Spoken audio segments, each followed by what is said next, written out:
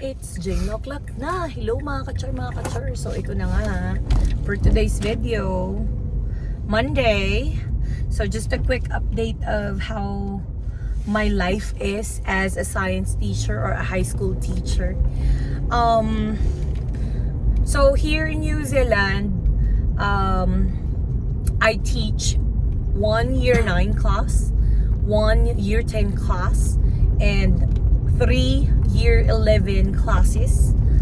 And I have a mentor class. Mentor meaning advisory class, which is year 12. And then I also have 1 year 13 class, which I meet once every 2 weeks. So, ayan. Is my workload difficult, or alam mo yun, parang challenging? Honestly, at first, I find it difficult to remember the classes. Pero one of the good things is we have this application, we call it KMAR application here in New Zealand. In our school, we use that application. So we are able to view all the classes that we are supposed to go for that day. So that helps me in not really remembering all my classes for that day, but it helps me to check which classes I should be. And then after that, we also have what do you call this? I also have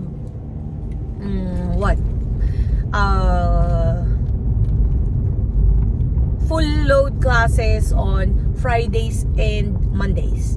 But Tuesday, Wednesdays, and Thursdays, medyo free siya. So that is the time that I do my checking or yun. Pero hindi naman laging nag-check kasi hindi mo naman kailangan i-check lahat ng bongga. Alam mo yun?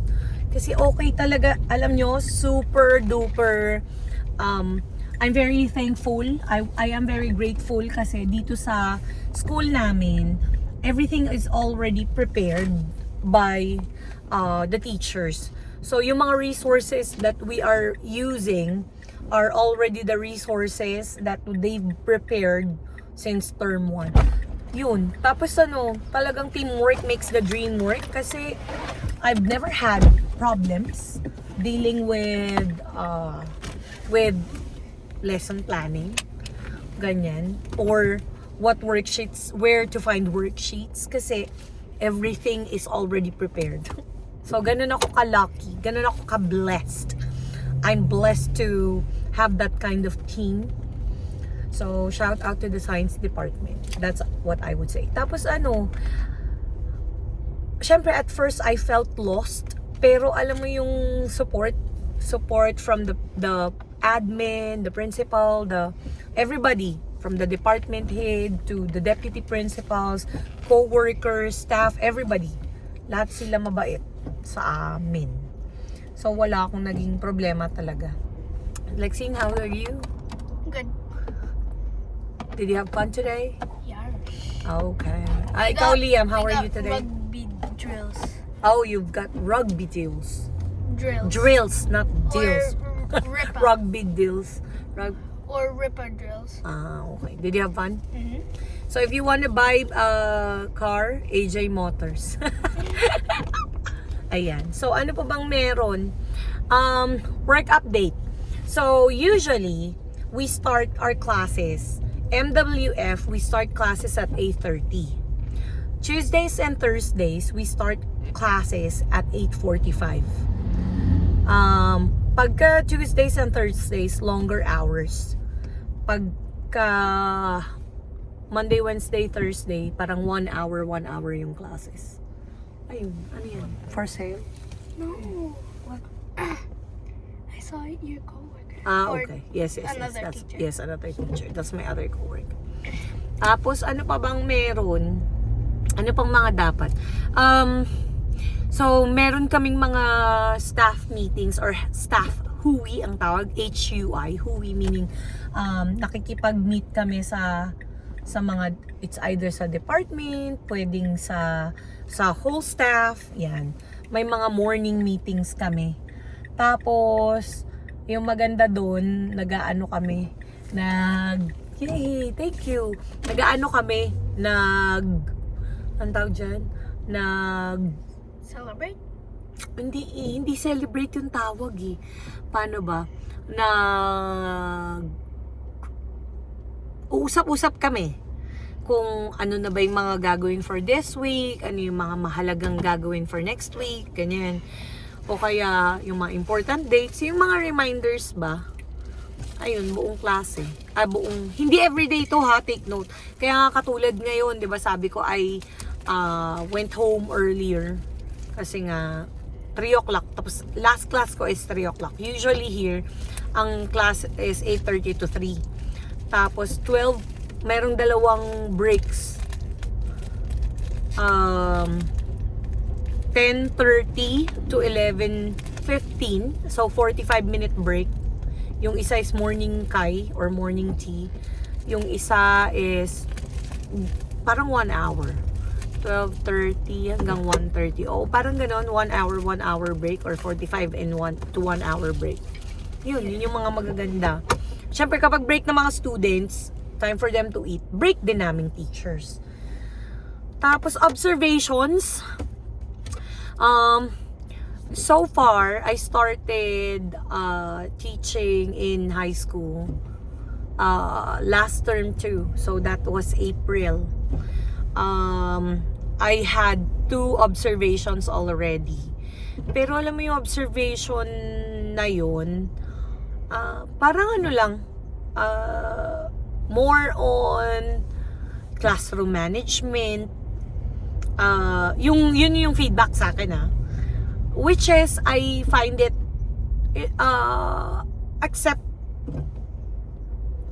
acceptable. Hindi ko alam anong term yung tama kong gamitin, pero I am okay with the feedback that whatever feedbacks they are giving me. Kasi alam mo yun, nobody's perfect, nobody's amazing, super amazing na wala nang nakitang mali. Especially in my first year of teaching here in New Zealand. Alam mo yun? So for me, at saka alam mo, ang maganda dun during my observations, what I've noticed is, kung sino yung mga makukulit kong estudyante, sila yung mga talagang sinuportahan ako. Talagang napaka-supportive nila na miss, ganyan-ganyan. Alam mo yung alam nila yung tinuturo ko, nagpakitang gilas sila. Sila yung tumulong sa akin. Kaya I find it very interesting, which is very good. Alam mo yun? Kaya parang naisip ko, love ko tong mga estudyante ko. Yun. Tapos, ano pa ba? Ang lagi lang sinasabi sa akin is, maging more strict ako. Hindi ko daw kailangang sumigaw or sigawan yung mga bata or pagalitan. Basta parang consistent reminder lang na, halimbawa, yung bawal mag-cellphone, bawal gumamit ng AirPods, or yung mga, syempre pag kumakain, bawal din, lalo na sa lab, diba? Dapat hindi kumakain. Ayun, medyo hindi kasi ako strict when it comes to high school, kasi parang ako na yung nasasayangan ako ng oras na paulit-ulit ko silang inaano. Pero mali yun, ha? By the way, mali yung ginagawa ko. Hindi yun best practice. So, dapat consistent ka sa mga classroom rules mo. So, siguro isa sa mga reasons kaya hindi ako consistent sa rules ko. Kasi nga, parang napapagod akong umeffort dahil yun.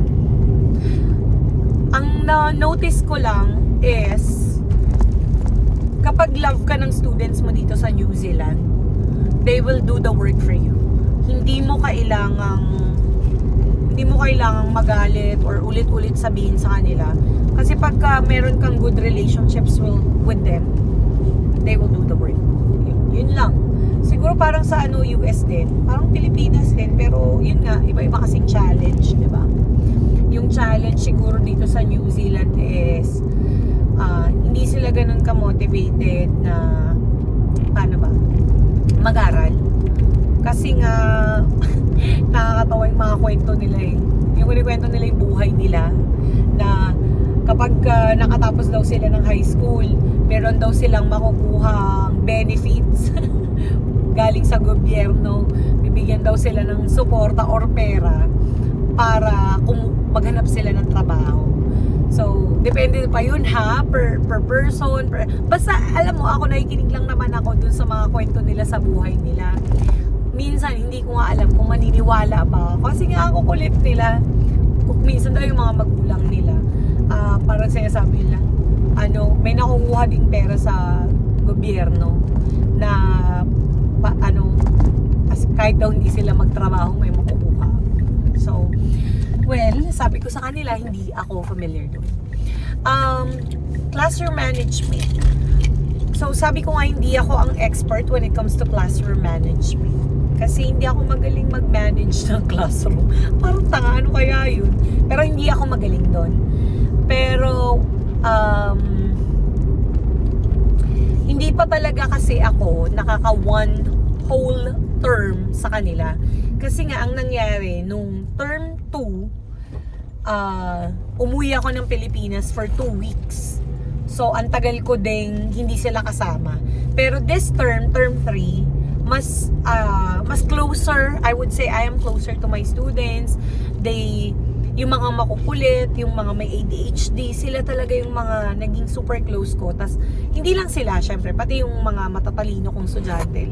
Lahat sila, mas feeling ko mas more comfortable na akong magsalita sa kanila. Tas mas open na sila sa akin. Yun. Tapos, wala kasi akong mareklamo sa trabaho ko. Sa totoo lang, dito Kasi nga, ano bang irereklamo ko? Hindi ko kailangan gumawa ng lesson plan. Hindi ko kailangan maghanap ng resources. Kasi lahat ng yon na-prepare na sa department namin. Tapos, alam mo maganda dito sa department namin, lahat dito sa science department, aside from yung department head namin, si Miss Lina. Si Lina talaga, prepare niya na lahat with the help of other teachers. Shinare na lahat ng resources. Ang gagawin mo na lang in my school is to show up. Again, this is in science department ha. Show up, stand up, go to that classroom and teach. Ayun. Mas gusto ko ba sa high school? Definitely, compared sa ECE. Kasi sa ECE, di ba, alam niyo naman yung trabaho ko dun. So, dito, mas feeling ko, mas fulfilled ako. Ayun. So, if you have any questions, you have any questions with how I am teaching here in New Zealand as a high school teacher, please post a comment.